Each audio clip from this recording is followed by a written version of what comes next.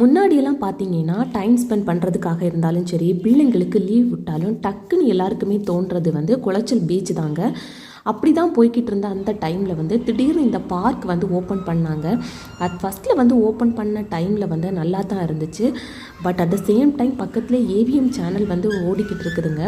இது வந்து முன்னாடி காலத்தில் வந்து பார்த்திங்கன்னா நம்ம கன்னியாகுமரியிலேருந்து கேரளாவுக்கு இதில் வந்து படகு சவாரி செய்து மண்டைக்காடு கோவிலுக்கு வந்து வந்ததாட்டு வரலாறு எல்லாமே இருக்குது.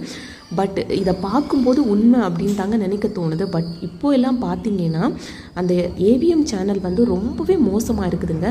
அதுவும் இந்த பார்க் பக்கத்தில் இப்படி தாங்க காட்சி அளிக்குது. பார்க்குறதுக்கே அவ்வளோ அருவருப்பாக இருந்தாலும் இதோட ஸ்மெல் வந்து குடலை வந்து பெரட்டி எடுக்குது.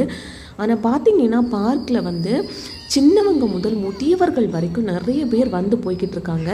கண்டிப்பாக எல்லாருக்குமே நோய் தொற்று அபாயம் இருக்கிறதுக்கான சான்ஸ் வந்து ரொம்பவே இருக்குது. பட் இதில் இன்னுமே இவ்வளோ காலங்கள் ஆகியும் கவர்மெண்ட் வந்து ஏன் இதை கண்டுக்காமல் இருக்காங்க அப்படின்னுட்டுன்னு தெரியவே மாட்டேங்குது. பட் இதில் வந்து நிறைய ப்ரொசீஜர் போய்கிட்டு இருந்தாலும் அடிக்கடி நியூஸில் கூட நாம் வந்து கேள்விப்பட்டிருக்கோம், இதெல்லாம் நீட் பண்ணுங்கன்னு.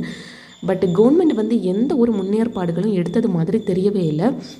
பட் இப்போ ரீசெண்ட் டேஸாக பார்த்தீங்கன்னா நாளுக்கு நாள் அதோட துர்நாற்றம் வந்து கூடிக்கிட்டே இருக்குது. யாரெல்லாம் இந்த மாதிரி பார்க்குக்கு போயிருக்கீங்க, இந்த மாதிரியான எக்ஸ்பீரியன்ஸை வந்து பட்டிருக்கீங்க அப்படின்னு சொல்லிட்டு கமெண்டில் சொல்லுங்கள்.